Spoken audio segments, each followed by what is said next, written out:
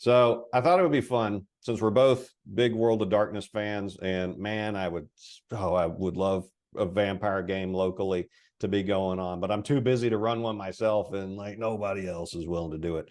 Right. But let's take the main game lines of the World of Darkness series and just tell me, what do you associate with it? What's one or two lines, stereotype? If you had to explain one of these game lines poorly, this is your go-to answer. Vampire, what you got?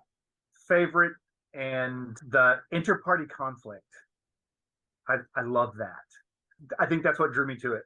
All D&D games are, you meet your friends, like even if you just met, you're suddenly in it, and then Vampire completely flipped that, and it was like, nope, you all hate each other because you're competing for the same resources. Yeah. And you have plans, and I'm like, oh, just that total mind blown thing. Oh, those social dynamics. So yes, that's what really sets Vampire apart from so many other games, even other World of Darkness games. Yes. And probably why it attracts so many women, as opposed to the combat focused D&D traditionally has. If you go to vampire groups, there's usually a lot more women than you might be used to seeing at a role-playing game. So my take on Vampire is, what do you do with yourself when you become a cannibal murderer? That's basically what the game's about. I mean, you know. Yeah. I mean, you have to feed on living people to survive. You don't have to kill them, though. Okay, so a cannibal rapist, is that better? No, consent. You can still have consent because, they remember the kiss, it feels good. That sounds like post hoc rationalizations, but see, David is now demonstrating the kind of struggles you go through in this game. Right. So Werewolf, what you think about Werewolf? Honestly, I can't stand the Guru. I like all the other shifters. I actually have a tattoo of the Bastet as well. Oh, okay. I have like 4 World of Darkness tattoos on me. Okay. Well, this is the show and tell part of the interview. Well, I'm just kidding. I can show you 3 of them. The other one Keep is your clothes on. Here, there's the you can see, that's the Yagnatia. So that's what I got. Somebody else designed it, but I decided that I can't tattoo an entire page on me. Well, I can, but I'm not gonna. But I thought, hey, why not? That's a simple black ink. It's still the thing I made, right? That's cool, representative of it. So I have that. Yeah, it's like art homage to what you did. Right.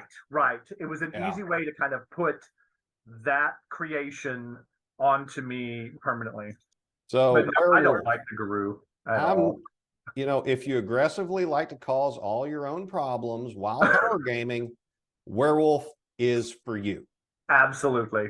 Because the more of their lore you read, the more you have to confront the fact they caused all these problems. They did. All of them, and they have no idea that they did. They take no responsibility either. It's always someone else's fault. It is. I really, But any of the other shifters, I have all of the original books, Mokole, Naga, Nuisha, everybody. I have them all. I like all the rest of them. I just don't like the wolves. Just not the title characters. No. So Changeling. If you got to sell someone on Changeling in a couple lines, what you got? Oh, gosh. Your imagination is the limit. It's so diverse and so creative. I think it allows the creative freedom more than most of the other lines do. Just for the sheer purposes, it's called change. Well, the original was Changeling No Dreaming. You can dream it, you can put it out there, you can play it. Changing the Lost is still very similar, just a little bit different dynamic on the origination stories, I suppose. But it's right up there, just a hair second with Vampire for me. So it's a game that, slightly paraphrase of Dr. Inferter, is that if you can dream it, you can be it.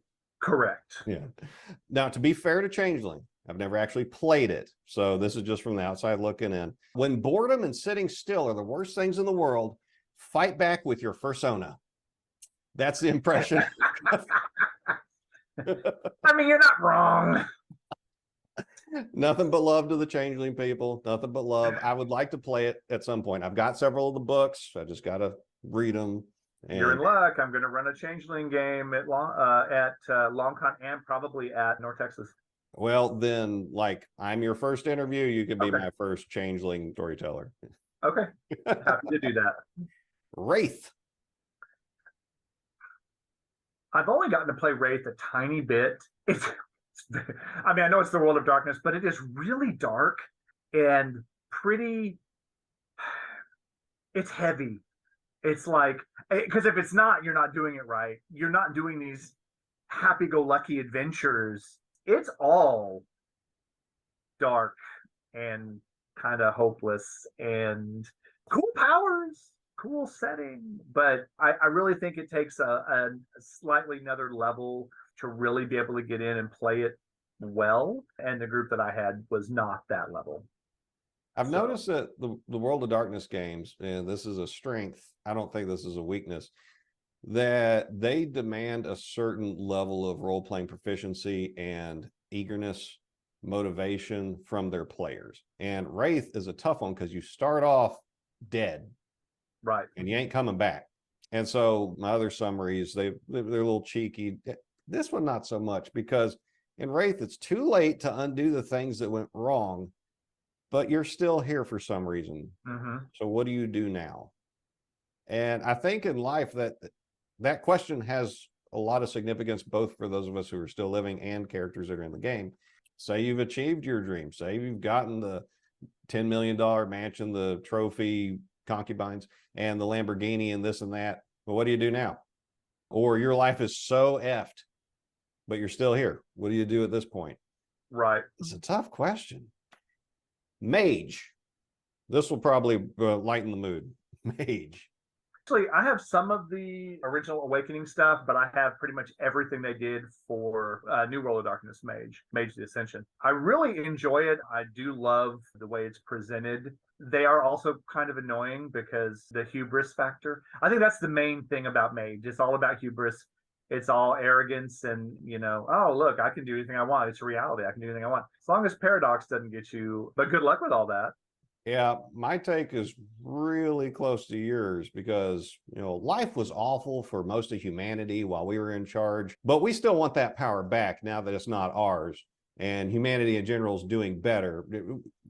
It'll be better. Just let us tyrannize the place with our strange sorceries and blood sacrifice and this and that. I mean, the technocracy, they're not good guys, but they're not as bad as the traditions had been. It's a tough situation to be in.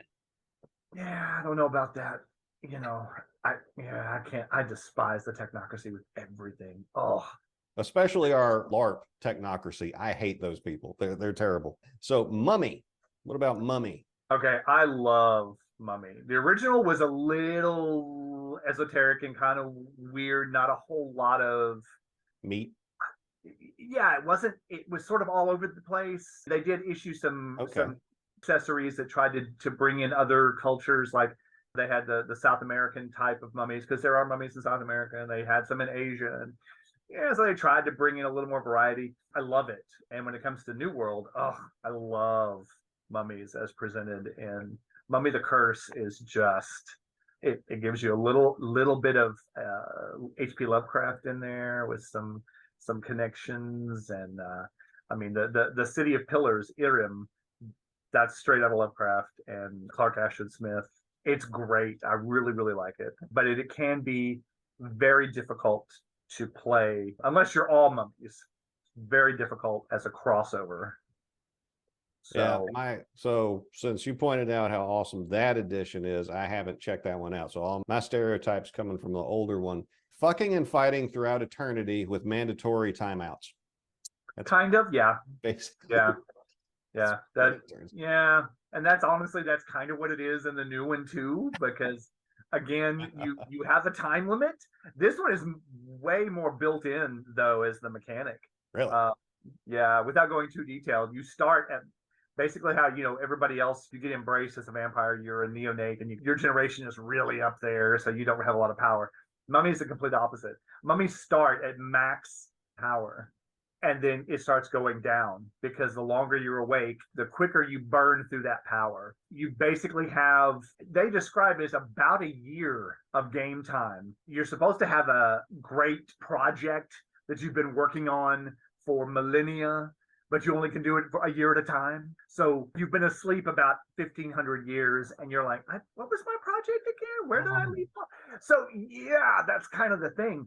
But it's pretty badass if you get woke up and you got a lot of power at first, but then over time it's going to diminish until you go back to sleep again. That's an interesting mechanic. It is. It's really interesting, and it really forces you in a way to really try to progress along that project that you and your storyteller are supposed to work out in advance. Like, well, what was it you were trying to do? Lay out the plans for a new city on geomantic lines and stuff like that. Well, you were asleep for 1,500 years. People just kind of went crazy building stuff, and now it's kind of all messed up. So what are you going to do to fix that in the amount of time that you have? That's interesting. So it is interesting. And I bet a way to really facilitate your projects is to try to do social dynasty building. To get it, in vampire you'd have ghouls or people that you pay to do stuff, and in werewolf you'd have kinfolk, but here you're encouraged to do something similar to pass along this idea, to like program it into people, so while you're asleep it can keep going forward, requiring only little corrections when you wake up, hopefully, and ideally not oh my god, what have you people been doing, or I'm sorry, oh my Horus, what have you people been doing? Right. That's still their god, right? Yeah.